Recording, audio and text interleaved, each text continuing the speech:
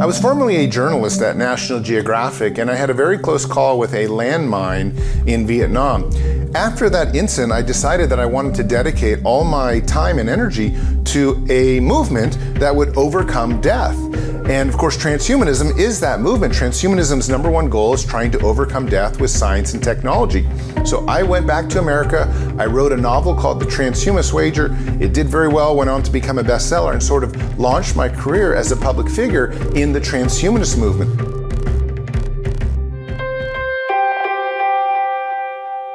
So now I am going around the world, running for the presidency, running for the governor, running in political capacities to try to inform people that there is a movement out there that wants to stop death. There is a movement that wants to merge human beings with machines so that we can evolve beyond what we are as biological creatures. My name is Zoltan Istvan. I'm 45 years old, and I'm a transhumanist activist.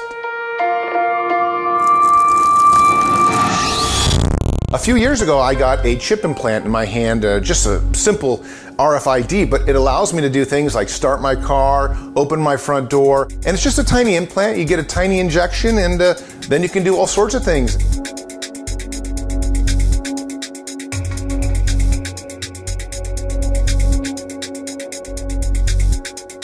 I think immortality is 100% possible. The human being is just a machine, like an automobile, and parts can be replaced. And as science and technology progresses, we're going to find different ways to stop aging, to stop death.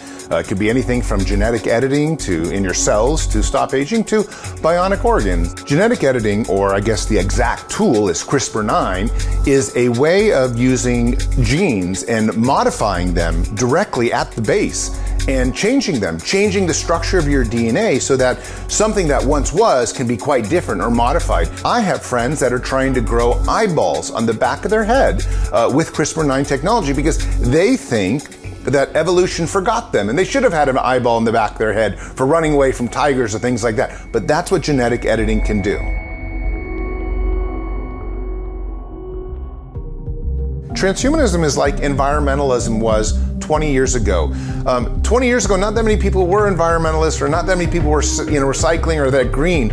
Now it's a worldwide movement with 1 billion adherents. Well, transhumanism will be a worldwide movement with 1 billion adherents in 10 to 20 years too. It just needs to enter into the mainstream. Society right now may not be exactly ready for a transhumanist age because so many people are very religious. And if you think about religion, religion is really supposed to give you this afterlife after you die with your creator. But transhumanists don't really think like that. What they think about doing is overcoming death right now with science and technology.